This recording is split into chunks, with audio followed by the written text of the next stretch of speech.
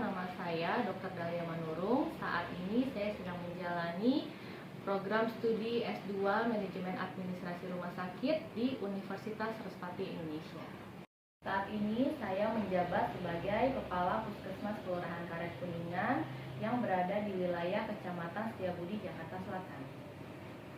Karet Kuningan memiliki luas wilayah sekitar 1,79 hektar dan jumlah penduduk sekitar 19.800 jiwa. Karet Kuningan memiliki 5 RW dan 75 RT. Menurut Permenkes nomor 43 tahun 2019, definisi dari puskesmas adalah sebagai fasilitas pelayanan kesehatan yang menyelenggarakan upaya kesehatan masyarakat dan upaya kesehatan perseorangan tingkat pertama, dengan lebih mengutamakan upaya promotif dan preventif di wilayah kerjanya. Sebagai fungsinya dalam menyelenggarakan upaya kesehatan perseorangan tingkat pertama, Puskesmas Kelurahan Karet Kuningan memiliki banyak layanan kesehatan. Di antaranya adalah pelayanan pemeriksaan umum, pelayanan kesehatan gigi dan mulut, pelayanan gawat darurat, pelayanan gizi, pelayanan kesehatan ibu, pelayanan kesehatan balita, pelayanan kesehatan anak, pelayanan imunisasi, dan pelayanan kefarmasian.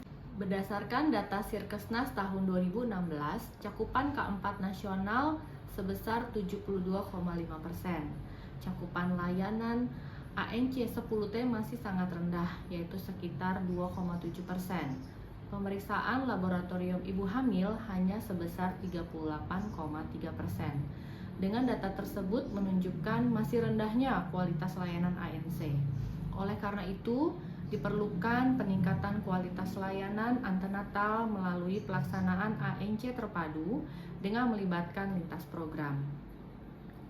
Dengan melakukan ANC terpadu sesuai dengan standar, diharapkan dapat menurunkan angka kematian ibu dan angka kematian neonatal.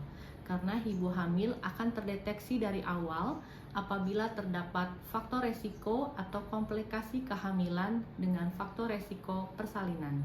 Selama kehamilannya, ibu hamil minimal melakukan pemeriksaan kehamilan sebanyak 6 kali, boleh di puskesmas, di rumah sakit, maupun di klinik swasta. Dalam pelayanan antenatal terpadu, tenaga kesehatan harus mampu melaksanakan deteksi dini masalah gizi, faktor resiko, komplikasi kebidanan, gangguan jiwa, penyakit menular maupun tidak menular yang dialami ibu hamil, serta melakukan tata laksana secara adekuat sehingga ibu hamil siap untuk menjalani persalinan yang bersih. Standar pelayanan dari antenatal terpadu atau ANC terpadu dikenal dengan 10T. Yang pertama adalah menimbang berat badan ibu hamil dan mengukur tinggi badannya. Yang kedua, melakukan pengukuran tekanan darah. Lalu yang ketiga, kita nilai status gizinya dengan mengukur lingkar lengan atasnya atau yang kita kenal dengan lila. Lalu yang keempat, kita ukur tinggi fundus uterinya atau tinggi dari puncak rahimnya. Yang kelima, kita tentukan presentasi janinnya dan denyut jantung janinnya. Yang keenam, kita screening status imunisasi tetanus dan kita berikan imunisasi tetanus toksoid apabila diperlukan. Selanjutnya, kita berikan tablet tambah darah. Lalu kita lakukan pemeriksaan laboratorium yang meliputi pemeriksaan tes kehamilan, pemeriksaan hemoglobin, pemeriksaan golongan darah, dan triple eliminasi, yaitu untuk memeriksakan HIV, sifilis, dan hepatitis B. Lalu selanjutnya kita lakukan tata laksana apabila ada yang harus kita perbaiki. Yang terakhir adalah temui cara atau melakukan konseling kepada ibu hamil. Pelayanan kesehatan ANC terpadu melibatkan banyak program. Setelah diperiksa oleh bidan, ibu hamil lalu diperiksa oleh dokter umum.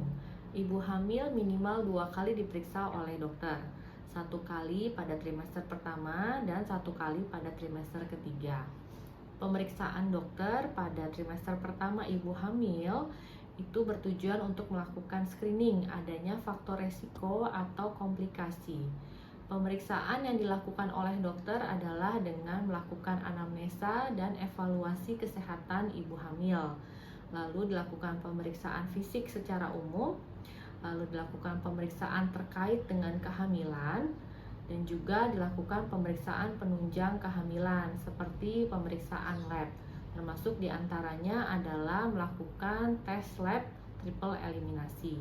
Selain itu juga dilakukan pemeriksaan USG. Pemeriksaan USG minimal 2 kali dilakukan sepanjang kehamilan. Setelah itu, ibu hamil juga melakukan konsultasi ke ahli gizi. Gizi seimbang ibu hamil sangat perlu diperhatikan karena ibu hamil harus memenuhi kebutuhan gizi untuk dirinya dan untuk perkembangan dan pertumbuhan janinnya. Ibu hamil harus mengkonsumsi beraneka ragam makanan dengan jumlah dan proporsi yang seimbang, membatasi makanan yang mengandung garam tinggi, minum air putih yang lebih banyak, dan membatasi konsumsi kafein. Pemberian tablet tambah darah juga dilakukan sebagai upaya pencegahan anemia dengan memberikan 1 tablet tiap hari selama kehamilan minimal 90 tablet. Dimulai sedini mungkin dan dilanjutkan selama masa nifas. Selain itu juga dilakukan pemberian kalsium untuk mengurangi resiko preeklamsi.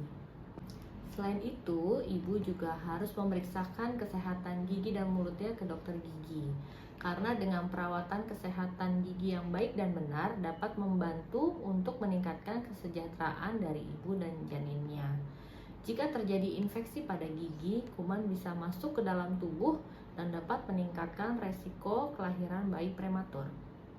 Dengan adanya pelayanan antenatal yang komprehensif dan berkualitas, ibu hamil dapat menjalani kehamilan dan persalinan dengan pengalaman yang bersifat positif serta melahirkan bayi yang sehat dan berkualitas. Kami tim Puskesmas siap untuk memberikan pelayanan kesehatan untuk ibu hamil secara paripurna. Salam sehat.